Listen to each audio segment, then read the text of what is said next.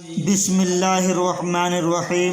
Novel Urdu کی نثری ادب میں ناول ایک اہم شاخ ہے۔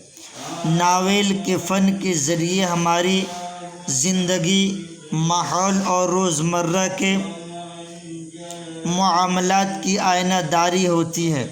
بنیادی طور پر یہ صنف مغربی ادب کی دین ہے۔ برطانیہ کی ایک خاتون ادیبہ کلارا دیوز نے ناول کی تعریف اس طرح کی ہے: ناول اس زمانے کی زندگی اور معاشرات کی سچی تصویر ہے جس زمانے میں وہ لکھا جائے۔ گویا ناول نگاری کا مقصد حقیقی زندگی اور اس کے ماحول کی ترجمانی سچے طور پر کرنا ہے۔ فنی اعتبار سے پلاٹ، کردار، ماحول، مکالمہ، جذبات، نگاری، فلسفہ حیات، زبان وغیرہ ناول کے اجزاء ترکیبی ہیں۔ مغربی ممالک میں صنعتی انقلاب کے بعد ناول نگاری کی ابتدائی کوششیں شروع ہو گئی تھیں اور کچھ ہی مدت میں ناول نگاروں کی ایک جماعت تیار ہو گئی جن کی کوششوں سے صنف ناول کو اعتبار حاصل ہوا۔ اردو ناول کو فروغ دینے والوں میں ڈپٹی نذیر احمد کا نام سر فہرست ہے۔ انہوں نے مرات العروض کے عنوان سے قصے کی ایک ایسی کتاب لکھی جسے بعد کے زمانے میں اردو کا پہلا ناول قرار دیا گیا ہے۔ اس کے علاوہ نذیر احمد نے 6 ناول لکھے۔ ان تمام ناول کے قصوں کا مقصد قوم کی ذب و حالی اور اصلاح معاشرہ ہے۔ شاد عظیم آبادی کا ناول صورت الخیال حالی کے مجالس النساء، رشیدۃ النساء اور اصلاح النساء وغیرہ میں بھی کم و بیش نذیر احمد کی تقلید ہے۔ اسی زمانے میں عبدالحلیم شرر اور پنڈت رتن ناتھ شرسار نے ناول نگاری کا ایک الگ نگار خانہ سجایا۔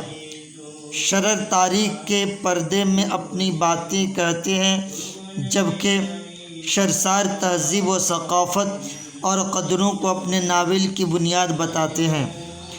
20ویں صدی کی ابتدا میں اردو ناول کے نئے عہد کا آغاز ہوتا ہے۔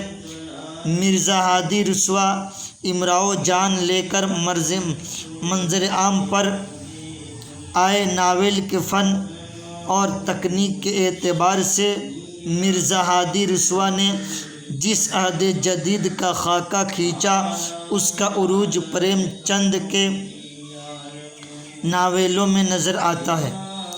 گؤدان سے میدان عمل تک پریم چند کے 15 ناول اس کے عمدہ نمونے ہیں۔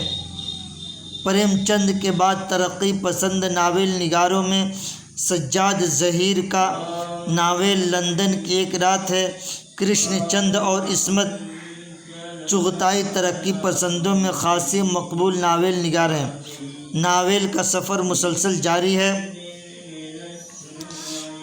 میرے دوستوں، ناول کہتے ہیں کسی قصہ کہانی کو لکھنا، اس کو ترتیب دینا، کسی کے بارے میں لکھنا۔ یہ مغربی ادیب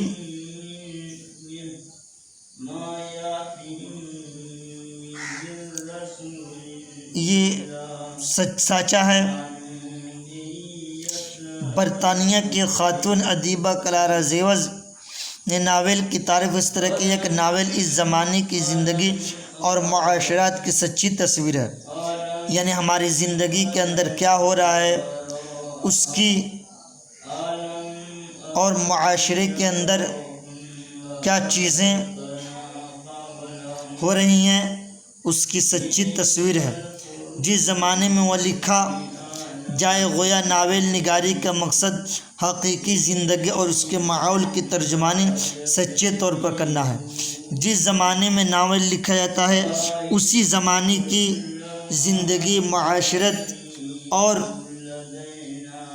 حقیقی زندگی کی اور اس کے ماحول کی ترجمانی کرتا ہے۔ ماحول کے اندر، زندگی کے اندر،